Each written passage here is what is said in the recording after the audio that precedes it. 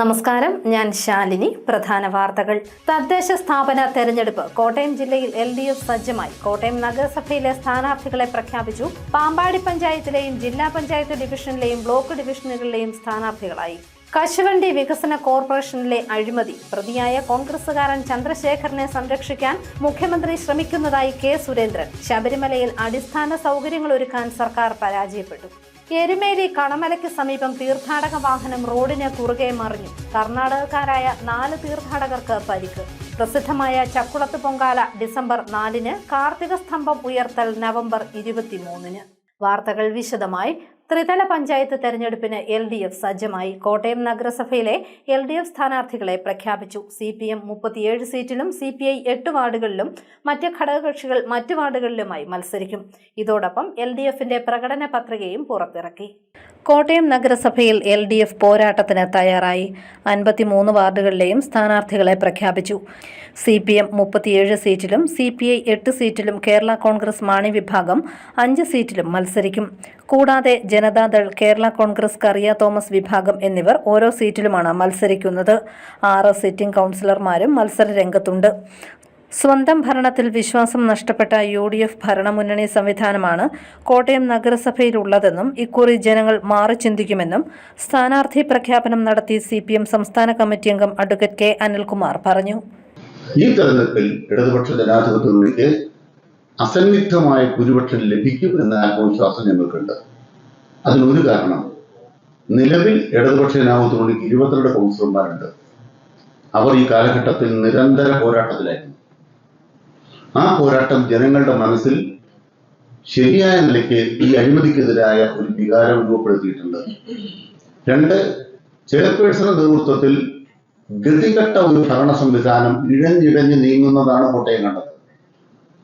അത് തൂത്തെറിയാനുള്ള ഒരു ത്വര കോട്ടയത്തെ ജനങ്ങളുടെ മനസ്സിൽ, അഴിമതി തടയാനും വികസനം ഉണ്ടാക്കാനും അത് തൂത്തെറിയാനുള്ള ഒരു ത്വര കോട്ടയത്തെ ജനങ്ങളുടെ മനസ്സിലുണ്ട് എന്ന് ഞങ്ങൾ വിശ്വസിക്കുന്നു. 3, നിലവിലുള്ള കൗൺസിലർമാർക്കൊപ്പം പുതിയ നേതൃനിരയെ കൂടി ഉൾപ്പെടുത്തിക്കൊണ്ട് ഇടതുപക്ഷ ജനാധിപത്യ മുന്നണി വളരെ മികച്ചൊരു പാനലാണ് 53 വാർഡുകളിലും വെച്ചിട്ടുള്ളത്. കഴിഞ്ഞ തെരഞ്ഞെടുപ്പിൽ തന്നെ ഒന്നാം മുന്നണി LDF ആയിരുന്നു 22, UDFന് 21 ഉണ്ടായിരുന്നുള്ളൂ.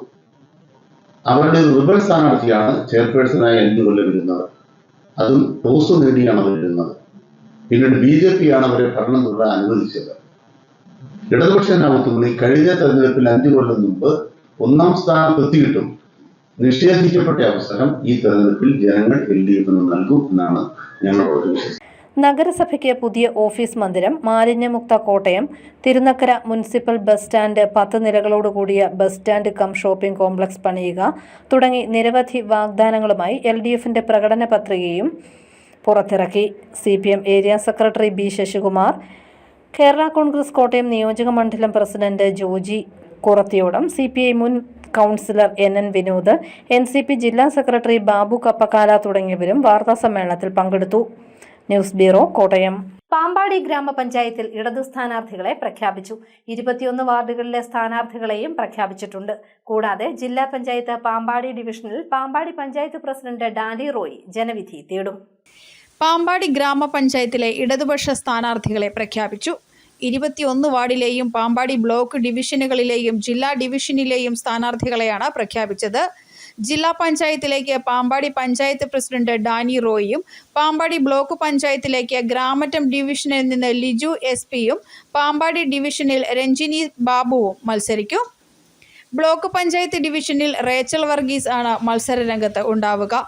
പാമ്പാടി പഞ്ചായത്തിലെ UDFന്റെ സ്ഥാനാർത്ഥി നിർണയം പ്രതിസന്ധിയിൽ ആണെന്നും സ്ഥാനാർത്ഥികളെ പ്രഖ്യാപിച്ച് CPM കോട്ടയം ജില്ലാ സെക്രട്ടേറിയറ്റ് അംഗം കെ രാധാകൃഷ്ണൻ പറഞ്ഞു. മുൻകാലങ്ങളിൽ നിന്നെല്ലാം വ്യത്യസ്തമായി കഴിഞ്ഞ 2 ആഴ്ചക്കാലമായി പാമ്പാടിയിലെ ഇടതുപക്ഷ പ്രസ്ഥാനം എല്ലാ മുന്നണികളും ഒരുമിച്ചിരുന്ന് ചർച്ച ചെയ്ത് മുഴുവൻ വാർഡുകളിലും ഇടതുപക്ഷത്തിന്റെ നേതൃത്വത്തിലുള്ള ബഹുജന കുടുംബ സദസ്സ് സംഘടിപ്പിക്കുകയുണ്ടായി.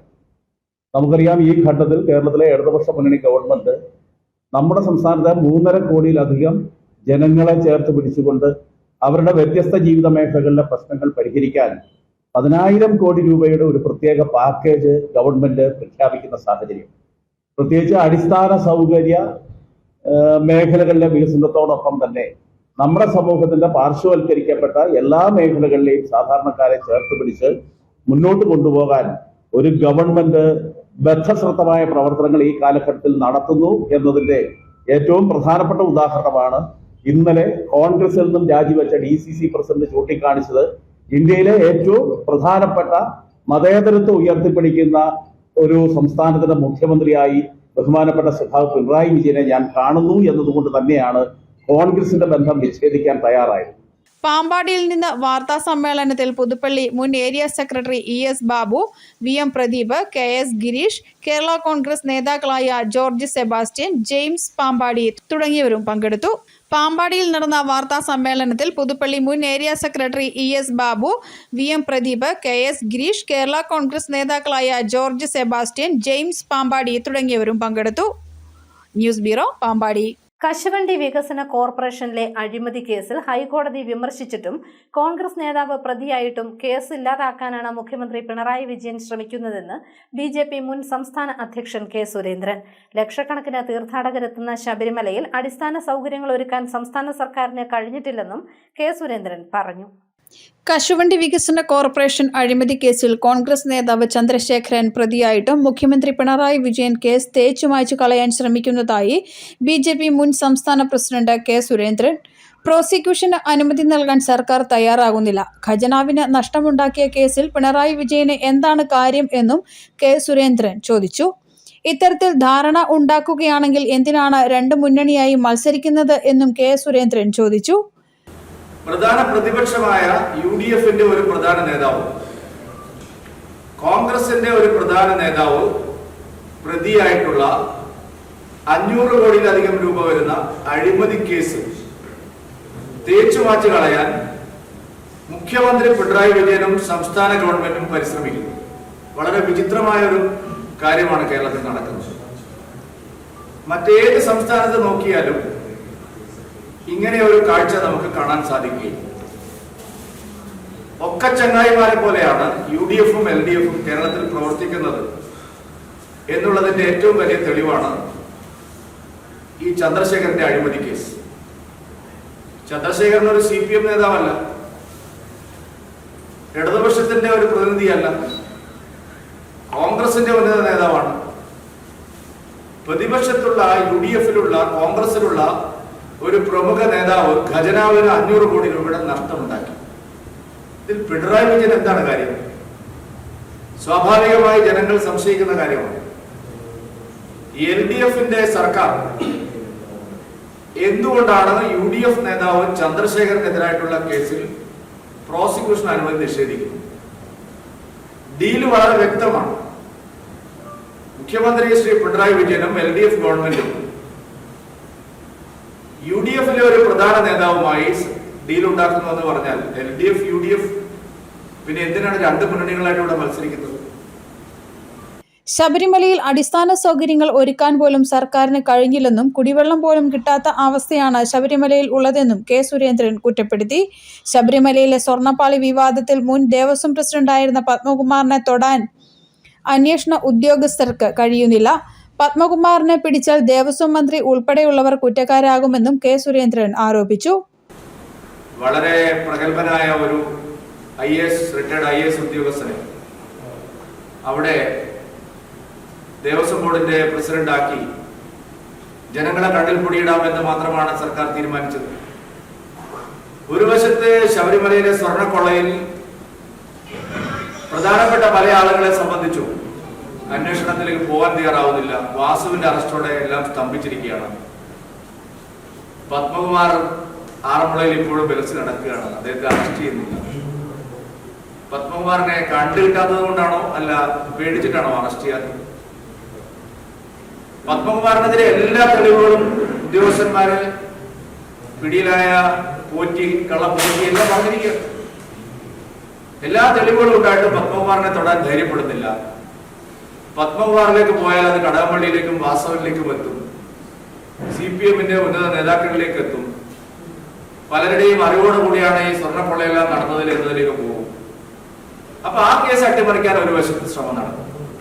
സീറ്റ് കിട്ടാത്തതിന്റെ പേരിൽ പ്രവർത്തകർ ആത്മഹത്യ ചെയ്യുന്നത് വളരെ മനോഹരമാകുന്നതായും കെ സുരേന്ദ്രൻ കോട്ടയത്ത് പറഞ്ഞു.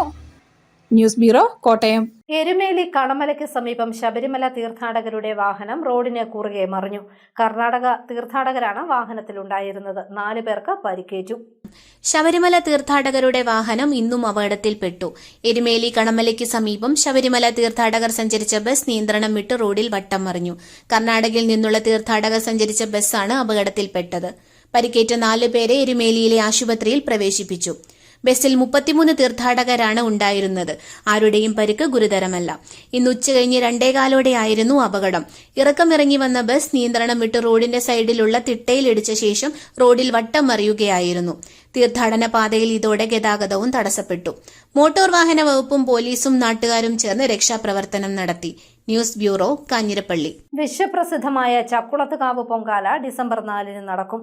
നവംബർ 23 പൊങ്കാലയുടെ പ്രധാന ചടങ്ങായ കാർത്തിക സ്തംഭം ഉയർത്തൽ. വിശ്വപ്രസിദ്ധമായ ചക്കുളത്തുകാവ് ശ്രീ ഭഗവതി ക്ഷേത്രത്തിലെ പൊങ്കാലയ്ക്കുള്ള ഒരുക്കങ്ങൾ തുടങ്ങി. ലക്ഷക്കണക്കിന് ഭക്തർ വ്രതാനുഷ്ഠാനത്തോടെ എത്തുന്ന ദക്ഷിണേന്ത്യയിലെ പ്രമുഖ സർവമത തീർത്ഥാടന കേന്ദ്രമായ ചക്കുളത്തുകാവിൽ ഡിസംബർ 4 പൊങ്കാല നടക്കുക. പൊങ്കാലയുടെ പ്രധാന ചടങ്ങായ കാർത്തിക സ്തംഭം ഉയർത്തൽ നവംബർ 23 ഞായറാഴ്ച നടക്കും. ഡിസംബർ 4 പുലർച്ചെ 4 മണിക്ക് നിർമ്മാല്യ ദർശനവും അഷ്ടദ്രവ്യ മഹാഗണപതി ഹോമവും 9 മണിക്ക് വിളിച്ചുചൊല്ലി പ്രാർത്ഥനയും തുടർന്ന് ക്ഷേത്ര ശ്രീകോവിലെ കെടാവിളക്കിൽ നിന്നും ക്ഷേത്ര കാര്യദർശി മണിക്കുട്ടൻ നമ്പൂതിരി കൊടിവിളക്കിലേക്ക് ദീപം പകരും. തുടർന്ന് നടപ്പന്തലിൽ പ്രത്യേകം തയ്യാറാക്കിയ പണ്ടാര പൊങ്കാല അടുപ്പിലേക്ക് ട്രസ്റ്റ് പ്രസിഡന്റും മുഖ്യ കാര്യദർശിയുമായ രാധാകൃഷ്ണൻ നമ്പൂതിരി അഗ്നി പ്രോജ്വലിപ്പിച്ചുകൊണ്ട് പൊങ്കാലയ്ക്ക് തുടക്കം കുറിക്കും. 11 മണിക്ക് 500-ലധികം വേദപണ്ഡിതന്മാരുടെ മുഖ്യ കാർമ്മികത്വത്തിൽ ദേവിയെ 51 ജീവതകളിലായി എഴുന്നള്ളിച്ച് ഭക്തർ തയ്യാറാക്കിയ പൊങ്കാല നേദിക്കും. പൊങ്കാല നേദ്യത്തിന് ശേഷം ദിവ്യാഭിഷേകവും ഉച്ചദീപാരാധനയും നടക്കും. 9 മണിക്ക് വിളിച്ചുചൊല്ലി പ്രാർത്ഥനയ്ക്ക് ശേഷം ക്ഷേത്ര ശ്രീകോവിലെ കിടാവിളക്കിൽ നിന്നും ക്ഷേത്ര കാര്യദർശി ബ്രഹ്മശ്രീ മണിക്കുട്ടൻ നമ്പൂതിരി കൊടിവിളക്കിലേക്ക് ദീപം പകരുന്നതോടുകൂടി പൊങ്കാല ചടങ്ങുകൾ തുടക്കമാകും. ക്ഷേത്ര മുഖ്യ കാര്യദർശി ബ്രഹ്മശ്രീ രാധാകൃഷ്ണൻ നമ്പൂതിരി നടപ്പന്തലിൽ തയ്യാറാക്കിയിരിക്കുന്ന പ്രത്യേക പണ്ടാര പൊങ്കാല എടുപ്പിലേക്ക് അഗ്നി പകരുന്നതോടുകൂടി പൊങ്കാലയ്ക്ക് തുടക്കമാകും. 11 മണിയോടുകൂടി 51 ജീവിതങ്ങളിലായി 501 പരം വേദപണ്ഡിതന്മാരുടെ നേതൃത്വത്തിൽ ഭക്തർ തയ്യാറാക്കിയ പൊങ്കാല നേദിക്കുക എന്ന ചടങ്ങ് നടക്കും. അതിനുശേഷം കേരളത്തിൽ ഒരു ക്ഷേത്രത്തിൽ നടക്കാത്ത ഉച്ചദീപാരാധനയും ദിവ്യാഭിഷേകവും നടക്കും. വിവിധ ഇൻഫർമേഷൻ സെന്ററുകളിൽ 1500-ലധികം ക്ഷേത്ര വോളണ്ടിയേഴ്സ് നിർദ്ദേശങ്ങളുമായി സേവന പ്രവർത്തനങ്ങൾ നടത്തും. പ്ലാസ്റ്റിക് പൂർണ്ണമായും നിരോധിച്ചും ഹരിതചട്ടങ്ങൾ പാലിച്ചുമാണ് പൊങ്കാലയുടെ ക്രമീകരണങ്ങൾ നടത്തിയിരിക്കുന്നത്. കേരളത്തിലെ എല്ലാ ഡിപ്പോകളിൽ നിന്നും തീർത്ഥാടന ടൂറിസത്തിന്റെ ഭാഗമായി ചക്കുളത്തുകാവിലേക്ക് പൊങ്കാല അർപ്പിക്കാൻ എത്തുന്ന ഭക്തർക്ക് പൊങ്കാല അർപ്പിച്ച ശേഷം തിരികെ മടങ്ങുന്നതിനുള്ള സൗകര്യം ചക്കുളത്തുകാവും KSRTCയുമായി സംയോജിച്ച് ക്രമീകരിച്ചിട്ടുണ്ട്.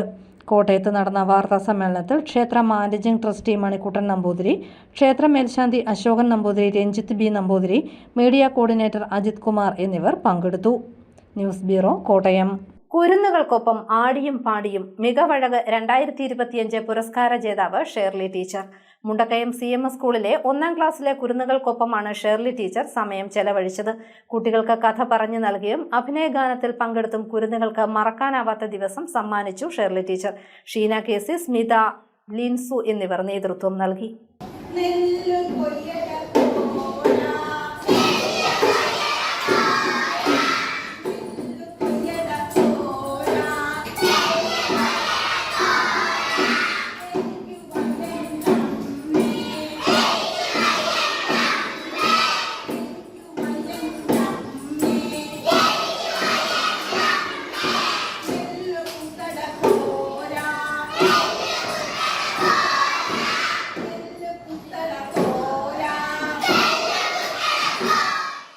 പാലായിൽ ബോംബ് സ്ക്വാഡിന്റെ പരിശോധന. ടൗണിലെ ബസ് സ്റ്റാൻഡുകൾ അടക്കം പ്രധാന കേന്ദ്രങ്ങളിലെല്ലാം ബോംബ് സ്ക്വാഡ് പരിശോധിച്ചു. ഡൽഹി സ്ഫോടനത്തിന്റെ പശ്ചാത്തലത്തിൽ സുരക്ഷ കർശനമാക്കുന്നതിന്റെ ഭാഗമായിട്ടായിരുന്നു പരിശോധന. ജനങ്ങളിൽ ആശങ്കയും ഒപ്പം കൗതുകവും ഉണർത്തി പാലായിൽ ബോംബ് സ്ക്വാഡിന്റെ പരിശോധന. ടൗണിലെ ബസ് സ്റ്റാൻഡുകളടക്കം പ്രധാന കേന്ദ്രങ്ങളിൽ ബോംബ് സ്ക്വാഡ് പരിശോധന നടത്തി. ജില്ലാ പോലീസ് മേധാവിയുടെ നിർദ്ദേശപ്രകാരം ജില്ലാ ബോംബ് സ്ക്വാഡിന്റെ നേതൃത്വത്തിലാണ് വ്യാപക പരിശോധന നടന്നത്. പൊതുസ്ഥലങ്ങളിലുൾപ്പെടെ പരിശോധന നടത്തി. ഡൽഹിയിലെ സ്ഫോടനത്തിന്റെ പശ്ചാത്തലത്തിൽ സുരക്ഷയുടെ ഭാഗമായാണ് പരിശോധന നടത്തിയതെന്ന് പോലീസ് പറഞ്ഞു. സുരക്ഷ ശക്തമാക്കുന്നതിന്റെ ഭാഗമായിട്ടായിരുന്നു പരിശോധന നടത്തിയത്. News bureau, Pala. Pala jubilee തിരുനാളിന്റെ പന്തൽ കാൽനാട്ട് കർമ്മവും ജൂബിലി പെരുന്നാളിന്റെ നോട്ടീസ് പ്രകാശനവും നടന്നു. പ്രാർത്ഥനാ ശുശ്രൂഷകൾക്ക് ജൂബിലി ആഘോഷ committee president father Jose Kakkallil, vice പ്രസിഡന്റുമാരായ father Joseph Thadathil, father George Moolechalil എന്നിവർ കാർമ്മികത്വം വഹിച്ചു. തുടർന്ന് തിരുനാൾ നോട്ടീസ് പ്രകാശനം ചെയ്തു. പ്രധാന വാർത്തകൾ ഒരിക്കൽ കൂടി. തദ്ദേശ സ്ഥാപന തെരഞ്ഞെടുപ്പ് കോട്ടയം ജില്ലയിൽ LDF സജ്ജമായി. കോട്ടയം നഗരസഭയിലെ സ്ഥാനാർത്ഥികളെ പ്രഖ്യാപിച്ചു. പാമ്പാടി പഞ്ചായത്തിലെയും ജില്ലാ പഞ്ചായത്ത് ഡിവിഷനിലെയും ബ്ലോക്ക് ഡിവിഷനുകളിലെയും സ്ഥാനാർത്ഥികളായി.